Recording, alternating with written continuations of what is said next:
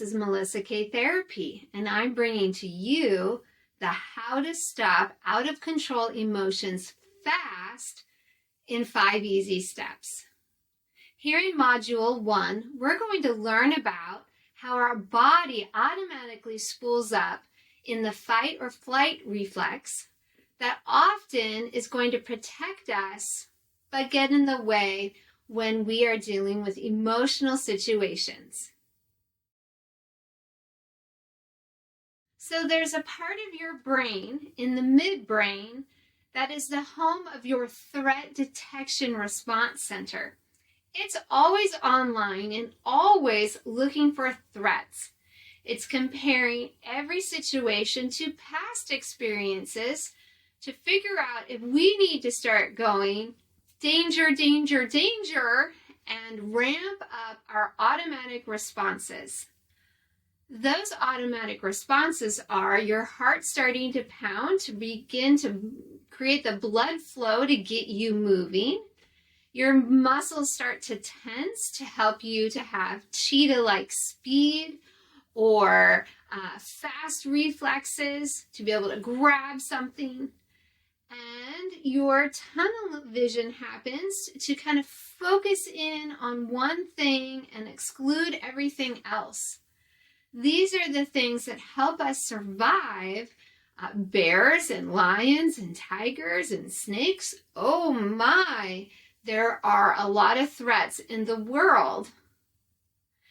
However, the world we live in today is pretty darn safe. Most of us are not going to have to worry about wild animals and roving bands of enemy humans. And that's what our threat detection center was formed by, to help us survive. So when your threat detection center starts to take off, it's hard to get it under control.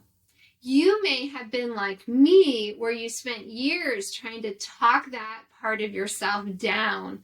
Oh, stop! It's not that big of a deal. Let's not yell and scream, while you continue to volcanically spool up.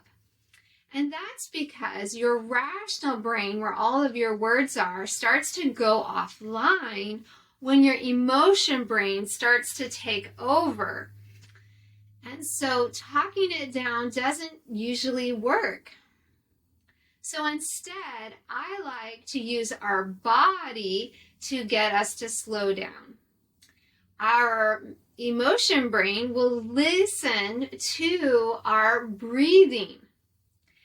And so in Module 2, we're going to learn about how to use breathing to slow us down.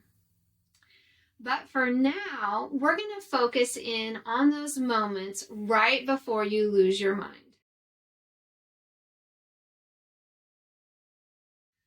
Okay. Now what I want you to do is think about a time you lost your mind. Maybe you got upset about something. Your body started responding. Words were pouring out of your mouth. But what I want you to do is close your eyes and see the scene. Walk through it. Take about 30 seconds to do that. I'm going to have you pause the recording to take that time. Now that you have the memory in mind, take a moment to get out your journal and give the memory a title and write it down. Now that you have that memory front and center, I want you to grab the emotions chart that was included in your materials. I want you to compare it to the big words at the top of the boxes or any of the little words inside of the boxes. Choose 3 or 4 or 5 words that connect for you. Go ahead and write them in your journal for step 2 now.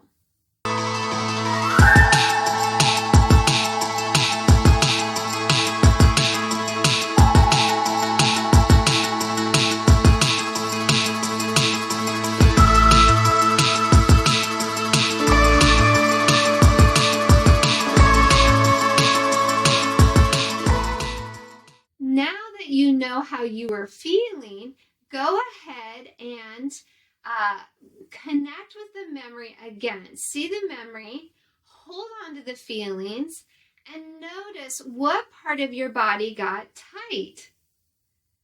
Is it your stomach, your chest, your throat, your shoulders, your jaw, your head, or your hands? Sit with it until you figure it out. Then write it in your journal for step 3.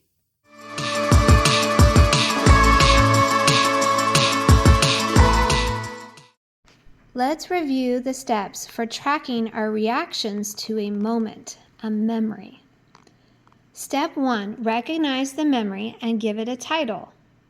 Step 2, what emotions are you feeling when you think about the memory? Step 3, notice where your body gets tight when you think about it. This is the foundation for understanding your reactions.